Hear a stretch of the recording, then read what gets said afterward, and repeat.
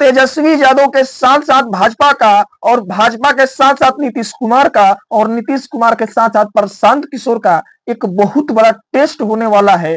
जी हाँ दोस्तों, जैसा कि आपको पता होगा कि बिहार में इलेक्शन कमीशन ने 4 सीटों पे उप चुनाव का ऐलान जो है कर चुका है, और ये चारों सीट है, एक तो रामगढ़ है, दूसरा बेलागंज है, तीसरा इमामगंज है, और चौथा तरारी है।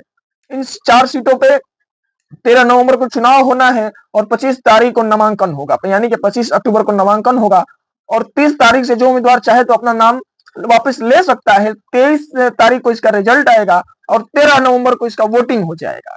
तो ये जो टेस्ट है, तो ऐसे पता चल जाएगा कि कौन से पार्टी में कितना दम है। अब आरजेडी वाले कह रहे हैं कि ये तो हमारा गढ़ रहा है, इमामगंज से जीतन राम मांझी कहते हैं कि हमारे अलावा वहां से तो कोई जीत ही नहीं सकता है।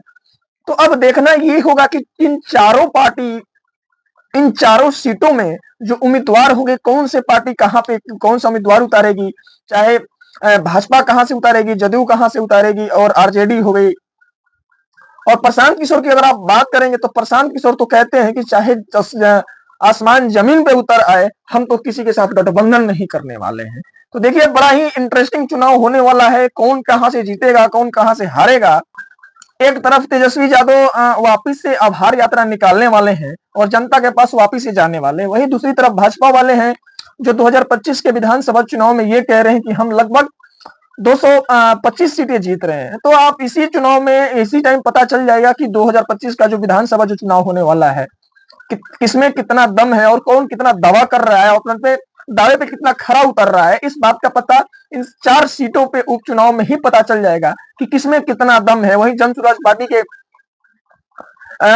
प्रशांत किशोर कहते हैं कि चाहे कुछ भी हो जाए, हम तो 2025 का इंतजार नहीं करने वाले हैं, हम तो 2024 में ही अपना दम दिखा देंगे कि जन सुराज किस विचारधारा से आई है और लोगों के साथ क्या करने वाले हैं और कैसे करने वाले हैं, क्योंकि सभी पार्टियों के जो कार्यकर्ता है अपने अपने फील्ड में वो लोग काम कर रहे हैं।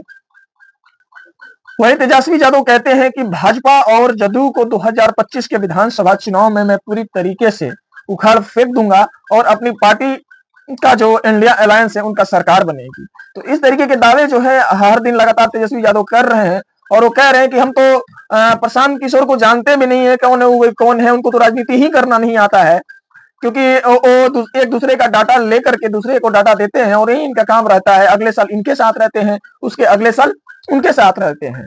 तो आप लोगों को देखना होगा कि ये जो चुनाव होगा वो कितना इंटरेस्टिंग रहने वाला है, क्योंकि इस बात की किसी के पास कोई गारंटी नहीं है कि कौन जीतेगा और कौन हारेगा, लेकिन इस बात का पता तो चल जाएगा कि किसमें कितना अभी दम है और 2025 के विधानसभा चुनाव में सबसे ज्यादा किसका बोलबाला रहने वाला है। ये आपको इसी लोक चुनाव में आपको पता चल जाएगा 23 नवंबर को।